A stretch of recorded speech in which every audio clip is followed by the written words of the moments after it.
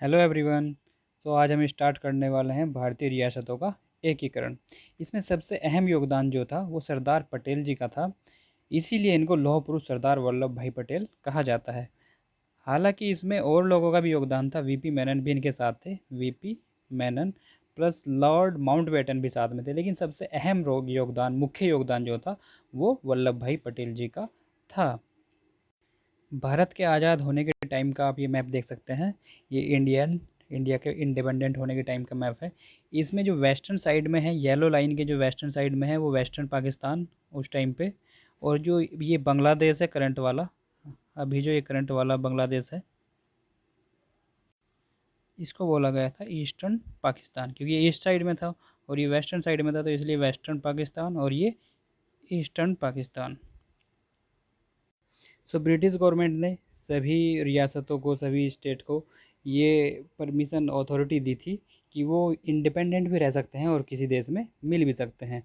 तो ये जो पिंक कलर में आप देख रहे हैं, यहाँ पे लिखा भी है नीचे, आप ब्रिटिश इंडिया, यानी कि जो पिंक कलर वाले हैं स्टेट हैं, वो सभी के सभी ब्रिटिश रूलर वाले स्टेट थे, जिनमें ब्रिटिश रूल किया करती थी। और ग्रीन वाले जो हैं वो प्रिंसली स्टेट, यानी कि वहाँ पे क्या था, रियासतें थी, भारतीय देशी रियासतें वहाँ पे राज किया करती थी। और येलो लाइन का आपको बता ही दिया गया है, ये रेड क्लिफ लाइन है। लेकिन अब जो बांग्लादेश वाली, भारत और बांग्लादेश की जो सीमा है, उसको रेड क्लिफ लाइन अब नहीं बोला जाता है, इसको अब जीरो लाइन बोला जाता है। आपको यहाँ पे ये भी पता होना चाहिए कि रेड क्लिफ ने भारत और पाकिस्तान को कैसे डिवाइड किया था। तो उन्होंने इसका ये फॉर्मूला बेस किया था कि जहाँ जहाँ पे पुलिस चौकी थी, तो जहाँ जहाँ पे पुलिस चौकी थी, उन्होंने वो पॉइंट करते गए, ये ब्लैक डॉट से मैं शो कर रहा हूँ। ऐसे ही ईस्टर्न वाली साइड में भी जो मुस्लिम बाहुल्य क्षेत्र था, और वहाँ पे जहाँ पे पुलिस चौकियाँ थी, तो वहाँ पे वो ये डॉट किया गया और उन्होंने उस लाइन को मिला दिया इमेजनरी मैप लेके, और इससे भारत और पाकिस्तान को डिवाइड कर दिया। ये वेस्टर्न पाकिस्तान और ये ईस्टर्न पाकिस्तान। अब जब पाकिस्तान भारत से अलग हो गया, तो भारत के पास जो स्टेट बचे, इसमें पिंक कलर वाले ब्रिटिश रूल वाले स्टेट थे, ग्रीन वाले प्रिंसली स्टेट थे। तो इन सब को ये अधिकार था कि ये किसी भी स्टेट में मिल सकते हैं। तो पाकिस्तान जो मिलकर बना था वो 13 रियासतों से मिलकर बना था। 13 देसी रियासतें थी, तो उनसे मिलकर तो पाकिस्तान बन गया था इधर। लेकिन जो भारत को जो एकीकरण होना था, उस टाइम पे भारत में 552 देसी रियासतें थी। सो आप यहाँ पे देख सकते हैं कि आज़ादी के समय भारत 552 देसी रियासतों में टूटा हुआ था। और अंग्रेज़ों ने इन सभी रियासतों को ये अधिकार दिया था कि वो भारत राज्य में मिल सकते हैं, वो राज्य भारत में मिल सकते हैं या पाकिस्तान में मिल सकते हैं, या अपने आप में एक स्वतंत्र देश बना सकते हैं। इन रियासतों को भारत में मिलाने का कार्य किसको दिया गया, वो आपको पहले ही बताया गया कि सरदार वल्लभ भाई पटेल को और वीपी वीपी मेनन जी को। तो इन्होंने सभी राज्यों को भारत में विलय करा दिया। लेकिन सबसे बड़ी जो प्रॉब्लम आ गई वो 3 राज्यों को लेकर आ गई, जो कि भारत में विलय करने को तैयार ही नहीं थे। पहला जम्मू और कश्मीर, दूसरा जूनागढ़ और तीसरा हैदराबाद। आइए चलो इसको भी मैप से समझते हैं। सो ये तीनों रियासतें थी, जम्मू और कश्मीर, इधर आप देख रहे हैं हैदराबाद, बीच वाला ये एरिया, और ये जो सौराष्ट्र, आज के टाइम पे जिसको सौराष्ट्र बोला जाता है, टोटल गुजरात तो ये मिला के बनता है, लेकिन जो सौराष्ट्र वाला एरिया है उसको उस टाइम पे क्या बोला जाता था, जूनागढ़। तो हैदराबाद के राजा उस टाइम पे ये बोल रहे थे कि हम अपना अलग स्वतंत्र राष्ट्र बनाएंगे। लेकिन ये कैसे पॉसिबल था कि भारत के बीच में, सेंटर में एक अलग से देश बन जाए। तो यहाँ पे सरदार वल्लभ भाई पटेल ने ये इनको, राजा को बोला कि आप विलय पत्र पे साइन कर दीजिए। लेकिन यहाँ के राजा मानने के लिए तैयार ही नहीं थे। तो फिर यहाँ, लेकिन हैदराबाद के अंदर आंतरिक विद्रोह हो रहा था, तो उसको दबाने के लिए सरदार वल्लभ भाई पटेल ने यहाँ पे भारत की आर्मी को पुलिस बनाकर भेज दिया, चारों ओर से इसको घेर दिया, और इसका भारत में विलय करा लिया। हैदराबाद जो रियासत थी उसका भारत में विलय करा लिया। इसको जिस ऑपरेशन के तहत भारत में विलय कराया गया था, उसका नाम रखा गया ऑपरेशन पोलो। सो ऑपरेशन पोलो के तहत हैदराबाद का भारत में विलय हो गया। अब नेक्स्ट जूनागढ़, ये जो सौराष्ट्र वाला एरिया है ये जूनागढ़। यहाँ पे क्या समस्या थी, यहाँ पे आबादी तो हिंदू थी ज़्यादा, लेकिन यहाँ के जो राजा थे वो मुस्लिम थे। तो इसलिए वो कहाँ पे जाना चाहते थे, वो पाकिस्तान में जाना चाह रहे थे।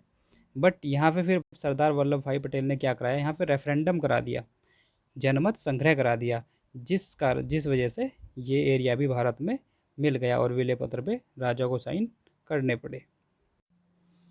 अब ये जम्मू कश्मीर के राजा थे तब हरी सिंह। हरी सिंह चाहते थे कि हम जम्मू कश्मीर ना तो पाकिस्तान में जाए ना ही हिंदुस्तान में आए, लेकिन यहाँ की जो ज़्यादातर आबादी थी वो मुस्लिम थी। लेकिन राजा हरी सिंह एक को अपना एक स्वतंत्र देश बनाना चाहते थे। तो जैसे कि ब्रिटिश गवर्नमेंट ने इनको छूट दी गई थी कि इनका अधिकार अपना रहेगा, ये किसी देश में मिल सकते हैं या नहीं मिल सकते हैं, अपना स्वतंत्र राष्ट्र बना सकते हैं। ये उस टाइम पे स्वतंत्र राष्ट्र बन गया। लेकिन यहाँ पे क्या हुआ, आज़ादी के तुरंत बाद ही पाकिस्तानी सेना ने यहाँ पे अटैक कर दिया। और ये वाला जो एरिया है, पाकिस्तानी सेना ने जम्मू कश्मीर पर अटैक करने के बाद में इतना एरिया उस टाइम पे अपने एक्वायर कर लिया, जिससे क्योंकि आज के टाइम पे हम जानते हैं पीओके के नाम से, पाक ऑक्यूपाइड कश्मीर। तब राजा हरी सिंह को लगा अरे पाकिस्तान को हमको हमको पूरा ही जीत लेगा। तो हरी सिंह फिर आते हैं हमारे उस टाइम के प्रधानमंत्री, हमारे प्रधानमंत्री थे पंडित जवाहरलाल नेहरू के पास में कि हमको बचा लो, पाकिस्तान हमारे स्टेट पे हमला कर चुका है और उसने आधा एरिया भी एक्वायर कर लिया है। तो पंडित जवाहरलाल नेहरू ने हरी सिंह को बोला कि आप वल्लभ भाई पटेल जी, आप जाइए और इनको पाकिस्तानी सेना को रोकिए। सरदार वल्लभ भाई पटेल जी ने कहा हरी सिंह को कि ये हम तभी करेंगे, हम पाकिस्तानी सेना से युद्ध तभी करेंगे अगर आप विलय पत्र पर हस्ताक्षर करते हैं। इस प्रकार 26 अक्टूबर 1947 को राजा हरी सिंह ने विलय पत्र पर हस्ताक्षर कर दिए। और तब भारत की सेना वहाँ पर जम्मू कश्मीर में गई और पाकिस्तानी सेना को, जहाँ तक पहुँच चुकी थी पाकिस्तानी सेना, तो वहाँ तक ही उनको रोक दिया गया और उनको पराजित किया गया। इस प्रकार जम्मू कश्मीर भी भारत का हिस्सा बन गया।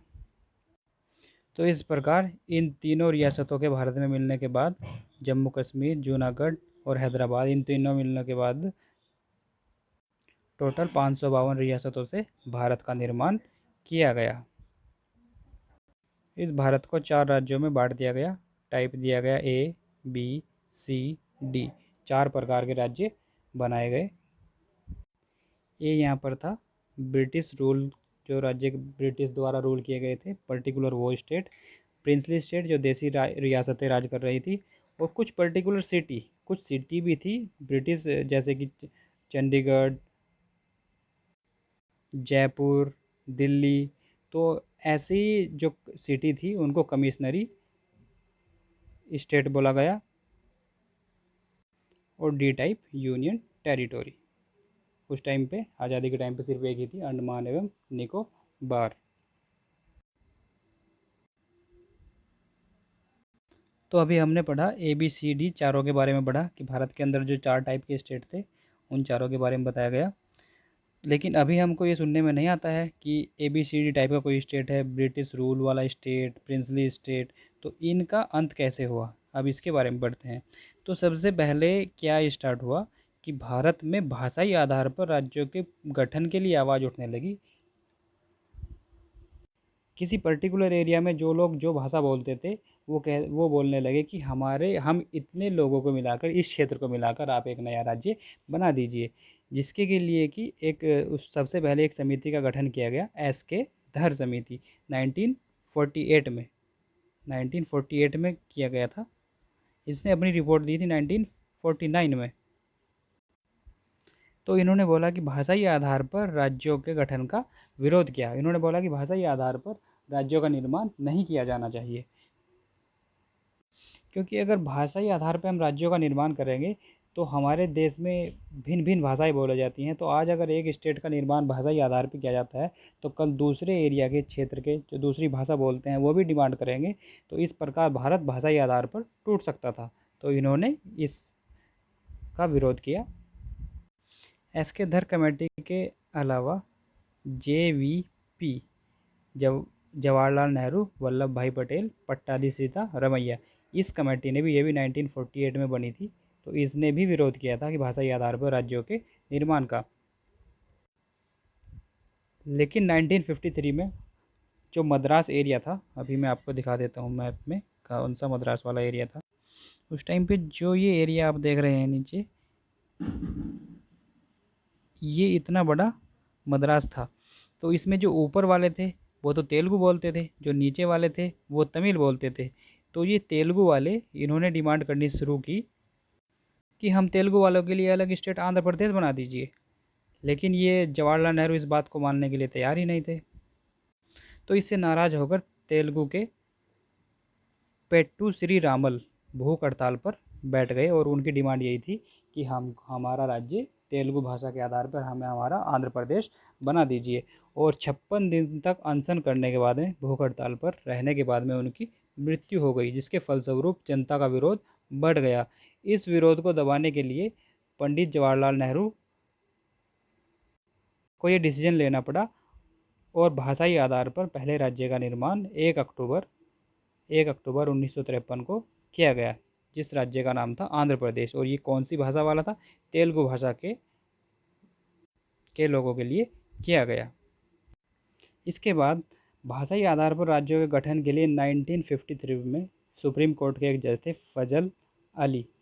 तो फजल अली आयोग बनाया गया, जिसने अपनी रिपोर्ट 1956 में 3 साल बाद में दी। और उसमें उन्होंने भाषाई आधार पर राज्यों को कानूनी मान्यता दे दी गई। मतलब उन्होंने कहा कि भाषाई आधार पर हम राज्यों का गठन कर सकते हैं, उसमें कोई दिक्कत वाली बात नहीं है। लेकिन उन्होंने ये बोला कि ऐसा नहीं होगा कि किसी एक पर्टिकुलर एरिया में अगर हमने किसी भाषा के लिए कोई स्टेट बनाया है तो उसमें कोई दूसरी भाषा वाला नहीं रह सकता है। मतलब एक एरिया एक भाषा, ऐसा नहीं होगा। उसमें अगर दूसरी भाषा के लोग भी रह रहे हैं तो वो रह सकते हैं, लेकिन भाषाई आधार पर राज्यों का पुनर्गठन किया जा सकता है। तो इस बात को फजल अली आयोग ने सही ठहराया। इसमें टोटल 3 सदस्य थे और ये 1956 में अपनी रिपोर्ट में इसने इस बात को एक्सेप्ट किया कि भाषाई आधार पर राज्यों का निर्माण किया जा सकता है। लेकिन हम ऐसे ही किसी भी स्टेट का निर्माण नहीं कर सकते। इसके लिए हमको क्या करना पड़ा? सब इसमें 7वां संविधान संशोधन किया गया 1956 में ही। और जो ABCD टाइप के हमने अभी 4 स्टेट पढ़े थे, 4 टाइप के जो स्टेट थे, प्रिंसली स्टेट, ब्रिटिश रूल वाले, कमिश्नरी स्टेट और यूनियन टेरिटोरी, इन चारों को रद्द करके भाषाई आधार पर 14 राज्य और 6 केंद्र शासित प्रदेश बनाए गए। सो 1956 में 14 स्टेट और 6 केंद्र शासित प्रदेश बनाए गए। ये मैप में आप देख सकते हो। अभी करंट में भारत में स्टेट की संख्या है 28 और यूटीज़ की 8। इसके बाद 1966 में पेप्सू का डिवाइड किया गया। PEPSU Patiala and east Punjab state union. तो इसका जो गठन किया गया, पुनर्गठन 1966 में किया गया। इसमें क्या किया गया? जो हिमालयी राज्य था उसको तो बना दिया गया हिमाचल प्रदेश।